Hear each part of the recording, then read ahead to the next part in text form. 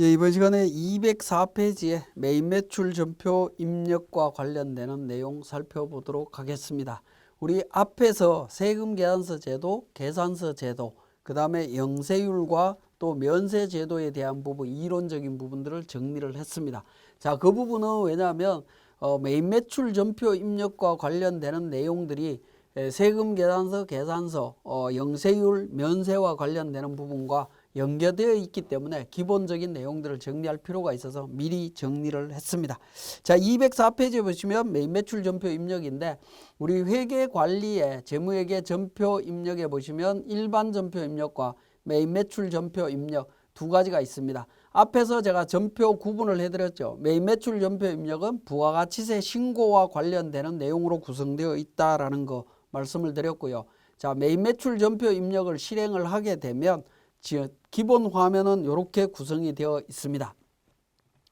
자, 예를 들어서 1월 달로 해서 제가 조회를 해보도록 하겠습니다. 자, 1월 달로 조회를 하게 되면 매입 매출 전표에는 기본적인 구성이 상단 부분에 중간에 있는 부분이 세금 계산서와 관련되는 내용들로 구성이 이루어져 있고요. 하단 부분에는 분계라든가 또 상단 부분에서 입력하는 내용들에 대한 추가 정보를 확인할 수 있는 부분으로 구성이 되어 있습니다.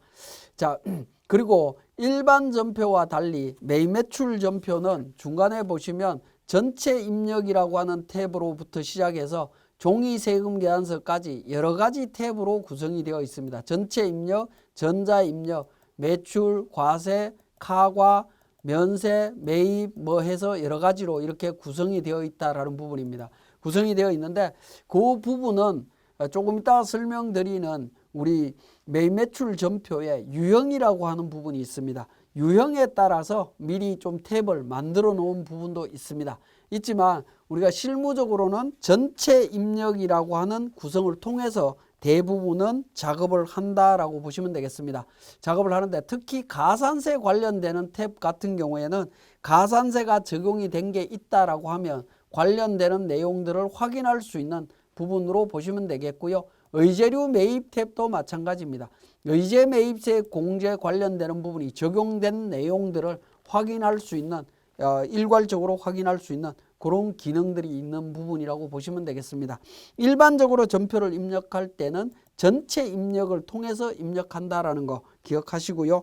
206페이지에 두 번째 매입 매출 전표 메뉴에 입력 항목이 되겠습니다. 자, 입력을 할 때 일반 전표 입력을 할 때 월 단위로 또는 일정 기간 단위로 했던 거하고 똑같습니다. 자, 월 단위로 선택을 했고요. 그 다음에 일자를 등록할 수 있는데 일자 단위로는 대부분 등록하지 않습니다. 월 단위로 합니다.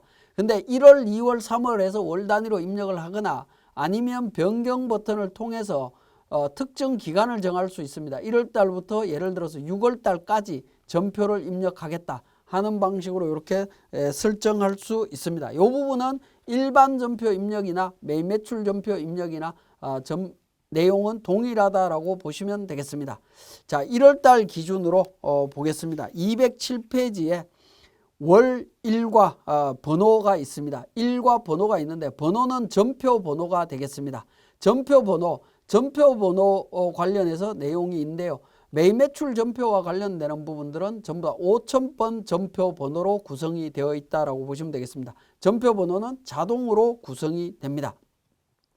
자, 두 번째 입력을 하다 보면 유형이 나옵니다. 자, 예를 들어서 1월 31일 날 일자를 입력하고 나면 유형이 나오죠. 유형은 밑에 보시면 하단 부분에 부가세 유형이라고 해서 매출과 매입에 대한 유형 내용이 나옵니다. 매출과 매입에 대한 유형은 뒷부분에서 또 자세히 살펴보도록 하겠습니다. 예를 들어서 유형 매출로서 11번 유형을 제가 선택을 하겠습니다.